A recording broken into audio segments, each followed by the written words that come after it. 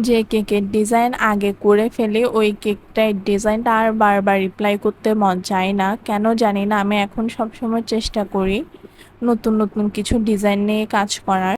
তো আজকেও আমি নতুন একটা ডিজাইন নিয়ে কাজ করেছিলাম। এই কেকের যে ফুলের কলিগুলো বসাই এগুলো আমি কখনোই আগে করিনি এবং আমার কোনো কেকেও অ্যাপ্লাই করা হয়নি।